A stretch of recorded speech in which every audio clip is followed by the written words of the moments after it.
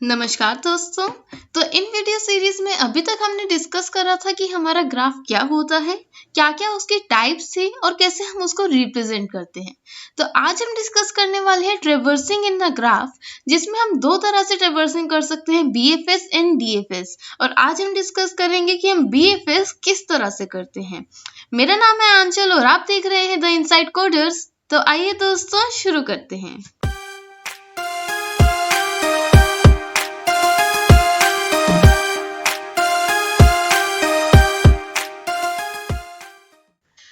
सबसे पहले हमारे पास टर्म आती है कि ट्रेवर्सिंग होता क्या है।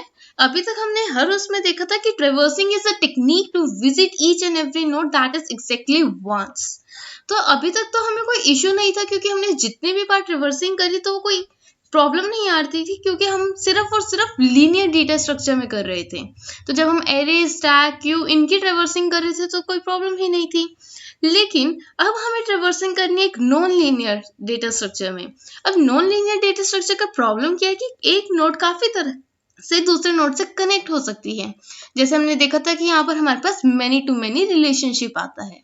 तो जब भी हमारे पास मेनी टू मेनी रिलेशनशिप आता है तो वो चीज थोड़ी कॉम्प्लेक्स हो जाती है, और हमें ये चीज ध्यान रखनी पड़ती है कि एक नोड को अगर हमने ट्रेवर्स कर लिया तो हम उस नोड पे फिर से नहीं जा सकते, क्योंकि हमें एग्जैक्टली वंस ही ट्रेवर्स करनी होती है। तो हमें चीज ध्यान रखनी है कि एक बार ही एक चीज को ट्रेवर्स करना है। तो देखते हैं कि वो हम किस तरह से करने वाले हैं। नेक्स्ट आता है कि इसका एडवांटेज क्या है, कि कहाँ पर हमें ग्राफ की ट्रेवर्सिंग यूज करनी पड़ती है। वैसे तो इसके काफी ज्यादा एडवांटेजेस है, लेकिन जब हम सर्च करते हैं और हमें एक प्रॉपर ऑर्डर को मेंटेन करना पड़ता है कि हमने किस ऑर्डर में नोड्स को विजिट किया है, तो उस चीज में भी हमारे लिए बहुत ज्यादा हेल्पफुल होता है। अब आती है कि हमारे पास ट्रेवर्सिंग की टेक्निक्स क्या क्या है। तो हमारे पास दो टेक्निक से हम ट्रेवर्सिंग कर सकते हैं। The very first is the breath first search, that is BFS, and second one is depth first search, that is DFS. जो बीएफएस होता है वो हम करते हैं using data structure Q, and DFS को हम करते हैं डेटा स्ट्रक्चर स्टैक के थ्रू इम्प्लीमेंट। तो आज हम करने वाले हैं अपने बीएफएस को उसके एग्जाम्पल के थ्रू समझेंगे, और फिर समझेंगे कि हम किस तरह से इसको इम्प्लीमेंट करने वाले हैं, उसका एल्गोरिथम समझेंगे। अब आती है कि हमें ये चीज कैसे पता लगेगी कि हमने एक टर्म को, जो हमारी एक नोड है, उसको एक बार विजिट कर लिया है या नहीं। तो उसके लिए हमें 3 स्टेट्स की रिक्वायरमेंट पड़ती है। The very first state is the ready, या फिर हम उसको बोल सकते हैं इनिशियल स्टेट, जिसको हम व्हाइट कलर से यहाँ पर डिनोट करने वाले हैं। इस स्टेट का बहुत ज्यादा इंपॉर्टेंट रोल है, क्योंकि हम सिर्फ और सिर्फ अपने क्यू में उन्हीं एलिमेंट्स को लेते हैं जिसका कलर व्हाइट है, दैट मीन्स जो इनिशियल स्टेट में है। सेकेंड स्टेट हमारे पास आती है ग्रे स्टेट, जिसको हम वेटिंग स्टेट भी बोलते हैं। इसका क्या सिग्निफिकेंस होता है, ये बताता है कि कितने एलिमेंट्स मेरे एक्चुअल में अभी क्यू अपने डेटा स्ट्रक्चर के अंदर रखे हुए हैं। दैट मीन्स ना तो वो रेडी स्टेट में और ना ही वो अभी प्रोसेस हुए। थर्ड आता है हमारे पास प्रोसेस स्टेट। प्रोसेस स्टेट को हम रिप्रेजेंट करते हैं ब्लैक कलर से। ये वो स्टेट होती है जो हमें बताती है कि इस नोड को हम ट्रेवर्स कर चुके हैं, कंप्लीटली प्रोसेस हो चुका है। अब आपको एक चीज ध्यान रखनी है, जब हम बीएफएस की बात करेंगे तो सबसे पहले हम एक नोड के पास जाते हैं। सबसे पहला काम क्या होता है कि उसकी एडजेसेंसी लिस्ट, दैट मींस जो उसके आउटगोइंग एजेस हैं, उनको कंसीडर करते हैं। पहले हम देखते हैं कि हमने उन सारे आउटगोइंग एजेस को एटलीस्ट वेटिंग स्टेट में डाल दिया है। अगर ये चीज हो चुकी है, दैट मींस मेरा एक जो जिस नोड पर मैं थी उस नोड का काम कंप्लीट हो चुका है, हम उसको प्रोसेस कर देंगे। आइए इसको एग्जाम्पल से समझते हैं तो आपको ज्यादा क्लियर होगा।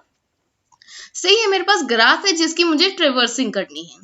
अभी तक जब कुछ भी हमने काम नहीं करा है, अभी तक हमने कोई भी नोड एक्सप्लोर नहीं करी है, दैट मीन्स अभी तक मेरे क्यू क्या है, एम्प्टी, और इन सारे नोड्स का कलर होता है व्हाइट, जब तक हमने अभी तक अपना प्रोसेस स्टार्ट नहीं करा है।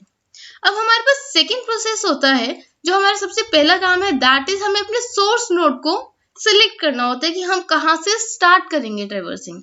तो वो चीज एक थोड़ी सी इंपॉर्टेंट चीज हो जाती है। रीजन बीइंग, अगर आप इसी ग्राफ को चेक करो, सी मैं सी को अपना सोर्स नोड कंसीडर कर लेती हूँ। अब आप देख सकते हैं सी से मैं बी, ई, डी तक तो पहुंच सकती हूँ, लेकिन मैं सी से ई नोड पर नहीं जा सकती, बिकॉज ए के ही सारे आउटगोइंग एजेस हैं। तो आपको ट्राई करना है कि आपको कोई ऐसी नोड को सिलेक्ट करना है जिससे आप सारे नोड तक पहुंच सकते हैं। जैसे इस एग्जांपल में हमारे पास ई नोड ऐसा है जिससे हम सारे नोड्स तक एक न एक पाथ से पहुंच सकते हैं।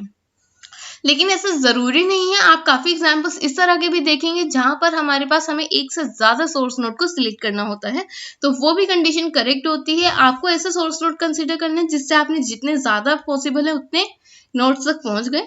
जैसे ही वो नोड का काम खत्म हो गया, दूसरे नोड को as a source node consider करके बाकी के बचे हुए नोड्स तक ट्रेवर्स करते हैं। तो आइए अब देखते हैं इस एग्जाम्पल को कि इसको हम किस तरह से करने वाले हैं। तो मैंने क्या बताया, सबसे पहले हमने क्या करा, अपने ए को सोर्स नोड लिया, क्योंकि अभी तक मेरी लिस्ट एम्प्टी थी, जो मेरी क्यू थी, दैट मीन्स मेरा फ्रंट और रियर दोनों ही 0 थे इसमें, क्योंकि हम क्यू डेटा स्ट्रक्चर का यूज करने वाले हैं। अगर आपने क्यू डेटा स्ट्रक्चर के इंसर्शन डिलीशन नहीं देखी है तो मैं आपको प्रेफर करूंगी कि पहले आप वो जरूर देखें, उसका लिंक डिस्क्रिप्शन में गिवन है, और उसके बाद आप इस वीडियो को प्रेफर कर सकते हैं। तो अभी तक हमने क्या करा, अपना फर्स्ट नोड दैट इज जो हमने सोर्स नोड कंसीडर किया था ए, उसको कंसीडर करा है, तो इसलिए हमने उसको क्यू में भी डाल दिया। जैसे हमने उसको क्यू में डाल दिया तो मेरा फ्रंट और रियर दोनों ही इंक्रीमेंट होंगे, क्योंकि ये मेरा स्पेशल केस है, जैसे हमने क्यू में समझा भी था। अब इसका कलर हमने ग्रे कर दिया है, क्योंकि मैंने क्या बताया था, जो भी हम एलिमेंट, जो हम नोड अपना क्यू में डालेंगे वो हमारा वेटिंग स्टेट में आ जाता है, और उसका कलर हम कर देते हैं ग्रे। अब हमारा नेक्स्ट काम क्या है, इसके एडजेसेंट नोड्स को चेक करना है। तो ए के एडजेसेंट नोड्स क्या है, C, D and B. Adjacent node से मेरा मतलब है जो उसके आउटगोइंग एजेस के साथ नोड्स कनेक्टेड हैं। तो हमारे पास सी, बी और डी उसके एडजेसेंट नोड्स हैं, जैसे आप देख भी सकते हैं। अब हमें क्या करना है, हमें पता है कि यही आउटगोइंग एजेस हैं, अब इनको हमें अपनी क्यू में इंसर्ट कराना है। अब आप पूछोगे कि हम किस ऑर्डर में कराएं, C B D, D B C. इसके तरह से 6 परम्यूटेशन एंड कॉम्बिनेशन बना सकते हैं हम, लेकिन आप किसी भी ऑर्डर में उसको इंसर्ट करा सकते हो। से मैंने सबसे पहले इंसर्ट कराया है सी, और हम इंसर्शन किस तरह से करते हैं, पहले रियर को इंक्रीमेंट करेंगे और फिर अपने एलिमेंट को इंसर्ट करा देंगे। फिर मैंने इंसर्ट कराया है बी, फॉलोड बाय डी। अब ए का काम खत्म हो गया। ए का क्या काम था, उसको पहले वेटिंग स्टेट में लाए, दैट मीन्स उसका कलर ग्रे कर दिया। अब हमने चेक करा उसके आउटगोइंग कौन कौन से थे, जितने भी उसके आउटगोइंग से अगर उनका कलर व्हाइट है, दैट मीन्स अभी तक वो रेडी स्टेट में है, तो उनको क्यू में हमें इंसर्ट कराना है। वो हम करा चुके हैं, दैट मीन्स ए का सारा काम खत्म हो गया, तो हम ए को अभी डिलीट करा सकते हैं। तो मैंने इसको डिलीट करा दिया, और इसका कलर क्या हो चुका है, ब्लैक, क्योंकि अब ये प्रोसेस हो चुका है। प्रोसेस की क्या कंडीशन थी, उसके सारे आउटगोइंग नोड्स हमने वेटिंग लिस्ट में या प्रोसेस कर दिए हों। तो क्योंकि हमने ए को डिलीट कर दिया, दैट मीन्स अब मैं अपने फ्रंट को क्या करा दूंगी, इंक्रीमेंट। ऑलराइट, तो आइए अब देखते हैं कि ओ नोड्स का क्या कलर बचा। तो हमारा सी, डी और बी एट प्रेजेंट मेरे क्यू के अंदर है, that means they are in waiting state. A हमारा प्रोसेस हो चुका है, that means it is black in colour, और ई को अभी तक हमने एक्सप्लोर नहीं करा है, that means it is still in white colour. तो आइए अपना नेक्स्ट केस देखते हैं अब क्या होने वाला है। तो अभी तक हम यहाँ तक पहुंच चुके थे। अब आप देख सकते हैं कि हमारे क्यू के फ्रंट पे है अभी सी, दैट मीन्स अब मेरा जो सोर्स नोड है वो क्या हो चुका है, अब हम नोड सी को एक्सप्लोर करने वाले हैं। तो हमने क्या देखा था कि सबसे पहले इस पूरे नोड को एक्सप्लोर करेंगे। तो एडजेसेंट ऑफ सी क्या क्या है, हमारे पास D and E, that means अब हमें क्या करना है, डी और ई को चेक करना है कि क्या उनमें से किसी का कलर व्हाइट है। अगर तो किसी का कलर व्हाइट है तो उसको क्यू में प्लेस करना है, या फिर अगर कलर ब्लैक या ग्रे में से है तो हम उसको अनचेंज रखते हैं, क्योंकि वो ऑलरेडी क्यू में है या वो प्रोसेस हो ही चुके हैं। तो अब हमने सबसे पहले देखा E, it was in white in colour, that means अभी हमें उसको क्यू में इंसर्ट कराना है। जैसे ही हमने ई को क्यू में इंसर्ट कराया तो हमारा रियर इंक्रीमेंट हो गया और ई आ चुका है हमारा क्यू में। अब बात आती है हमारे second adjacent node that is D, और ई का कलर भी क्या हो चुका था, ग्रे। जैसे ही हमने डी की बात करी, it was already in the Q, that means मेरे को इसको प्रोसेस फिर से नहीं करना, इसको मैंने एक डॉटेड लाइन से डिनोट कर दिया है। अब सी का सारे एडजेसेंट को हमने एक्सप्लोर कर लिया है, सारे नोड्स को, दैट मीन्स अब हमने क्या करा, सी को डिलीट करा दिया और इसको इंक्रीमेंट करा दिया अपने फ्रंट को।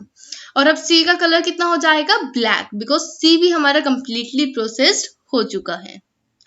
अब आता है हमारे नेक्स्ट नोड के बारे में। तो अभी तक क्यू के फ्रंट पे हमारे पास क्या आ चुका था, B, that means this time we have to explore B. अब आप देख सकते हैं कि बी का तो कोई एडजेसेंट ही नहीं है, क्योंकि इसका कोई एडजेसेंट नहीं है, दैट मीन्स हमने इसको कंप्लीटली एक्सप्लोर कर लिया है। हम सिंपली बी को क्या कर देंगे, डिलीट। जैसे ही हमने बी को डिलीट करा तो हमने अपने फ्रंट को इंक्रीमेंट करा दिया। तो अभी तक और सारे colour combination as it is रहे क्योंकि हमने कोई चेंज ही नहीं करा। और बी का कलर जो ग्रे था अब वो चेंज हो चुका है हमारे ब्लैक कलर में because it is also completely processed. तो आप देख सकते हैं अभी तक हमने ए, बी और सी को कम्प्लीटली प्रोसेस कर लिया है। अब हमारे पास फ्रंट पे क्या है, D, that means next turn अब हमें डी को कम्प्लीटली एक्सप्लोर करना है। तो वो हम देख सकते हैं कि हमारे फ्रंट पे क्या है, डी, दैट मीन्स अब मुझे डी के एडजेसेंट चेक करने हैं। तो डी के एडजेसेंट हमारे पास थे बी एंड ई रिस्पेक्टिवली। अब आप देख सकते हैं कि जो बी था वो था ब्लैक कलर का और हमारा ई ऑलरेडी था ग्रे कलर का। तो हमने क्या चेक करा था, अगर किसी एडजेसेंट नोड का कलर व्हाइट है तो हम सिर्फ और सिर्फ उस नोड को आगे चलाते हैं, अदरवाइज अगर किसी का भी कलर ग्रे या ब्लैक है तो हम उसको अनचेंज रहते हैं। तो इसको हमने किससे रिप्रेजेंट करेंगे, डॉटेड लाइन से, बिकॉज इसको अब हमें क्यू में फिर से डालने की रिक्वायरमेंट नहीं है। मतलब डी का काम खत्म हो गया, उसको हमने डिलीट करा दिया और फ्रंट हमारा हो चुका है इंक्रीमेंट। तो अब अगर हम इसके कलर्स देखें तो ए और सी तो ऑलरेडी ब्लैक था और डी भी इसके बाद हमारा ब्लैक कलर का हो चुका है। अब आता है हमारे पास लास्ट केस, दैट मीन्स अब मेरे फ्रंट पे क्या है, E, and it is the only node in the queue. तो हमने इसके एडजेसेंट चेक करें, इसका कोई भी एडजेसेंट नोड नहीं था बिकॉज कोई भी आउटगोइंग नोड नहीं था, हम इनकमिंग नोड को कंसीडर नहीं करते हैं। अब हमने क्या करा, क्योंकि इसका कोई एडजेसेंट नोड था ही नहीं, दैट मीन्स अब हमने ई को भी डिलीट कर दिया है। और क्योंकि मेरी एम्प्टी हो चुकी है क्यू, तो मेरे पास फिर से स्पेशल कंडीशन आ चुकी है जिसमें मेरे को फ्रंट और रियर दोनों को 0 पे रीइनिशियलाइज करा देना होता है। दैट मीन्स अब मैंने सारे नोड्स को ट्रेवर्स कर लिया है और सबका कलर क्या हो चुका है, ब्लैक। ऑलराइट, और मेरी क्यू भी एम्प्टी हो चुकी है जो बता रहा है कि अब मेरे को यहाँ पर होल्ड कर जाना है, this is my exit condition. I hope आपको एग्जाम्पल समझ आया होगा। आइए इसको एक और एग्जाम्पल के थ्रू समझते हैं, फिर उसके बाद इसके नेक्स्ट वीडियो लेक्चर में इसके एल्गोरिदम पर चलेंगे। तो से मेरे पास एक एग्जाम्पल है जिसमें आप देख सकते हैं सबसे पहला हमारा क्यू क्या थी, एम्प्टी। हमें कोई ऐसे नोड को सिलेक्ट करना होता है जिससे हम सारे नोड्स पर जा सके। तो आप देख सकते हो ई एक ऐसा नोड है जिससे हम सारे नोड्स पर पहुंच सकते हैं, दैट मीन्स इसको मैंने अपने स्टार्टिंग नोड, अपना सोर्स नोड कंसीडर कर लिया। ऑलराइट, अब हमें क्या करना है, इसका कलर ग्रे कर दिया because this was our starting node, और इसको हम प्लेस करा देते हैं अपनी क्यू में। जैसे ही मैंने इसको क्यू में प्लेस कराया, this was the first element, that means I have to increment both front and rear as my special case. अब उसके बाद हमें क्या करना है, इसका डिस्टेंस 0 कर देते हैं। दैट मीन्स हम कुछ नहीं कर रहे हैं, हम बता रहे हैं कि हमने इस नोड से स्टार्ट करा है, इसका डिस्टेंस है 0। फिर उसके बाद हमने क्या करा, इसको एक्सप्लोर करा। जैसे ही हमने इसको एक्सप्लोर करा तो हमने देखा कि हमने डी और एफ इसके एडजेसेंट नोड्स है जिसको हमने अपने क्यू में इंसर्ट करा दिया है।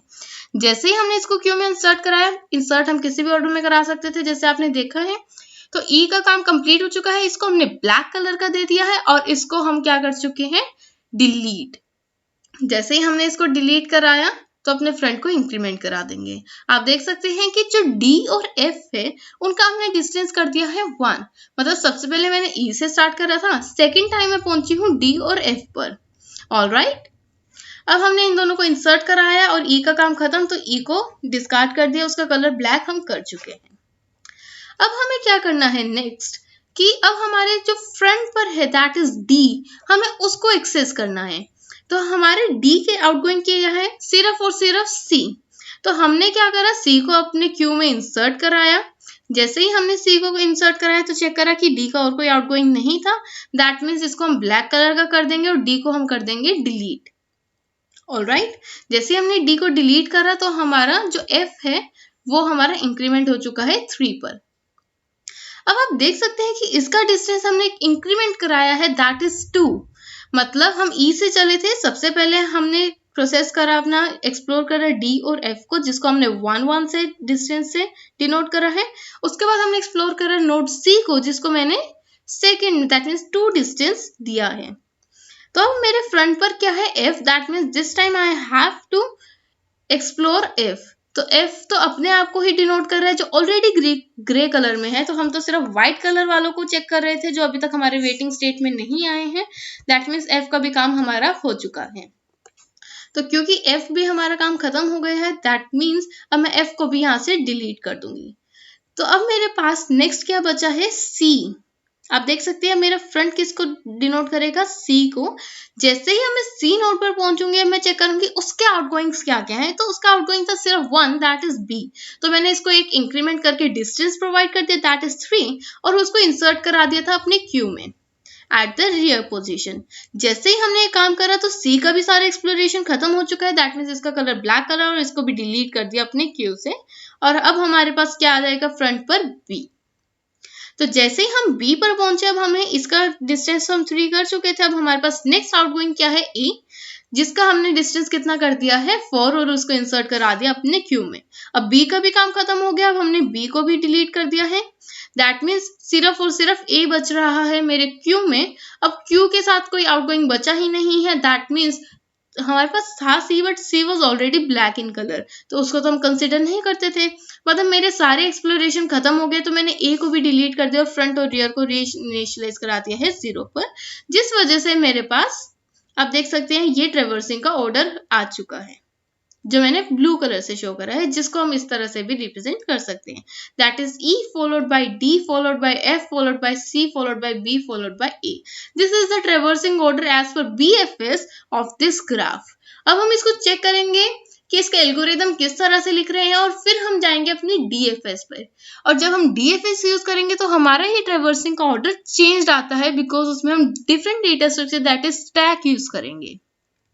तो आइए अब अपने नेक्स्ट वीडियो लेक्चर में समझते हैं कि इसका एल्गोरिदम किस तरह से वर्क कर रहा है। अभी तक हमने 2 एग्जांपल्स को स्टडी करा है, जिससे आपकी थोड़ी सी क्लैरिटी इंक्रीज हुई होगी कि BFS होता क्या है। आई होप आपको ये वीडियो लेक्चर पसंद आया होगा। अगर आपको कोई भी डाउट या सजेशन है तो आप कमेंट बॉक्स में जरूर दीजिएगा, और अगर आपने वीडियो को अब तक लाइक या शेयर नहीं किया है तो जल्दी से वीडियो को लाइक और ज्यादा से ज्यादा शेयर करें, and please subscribe my channel and press the bell icons for latest updates. शुक्रिया, धन्यवाद, थैंक यू।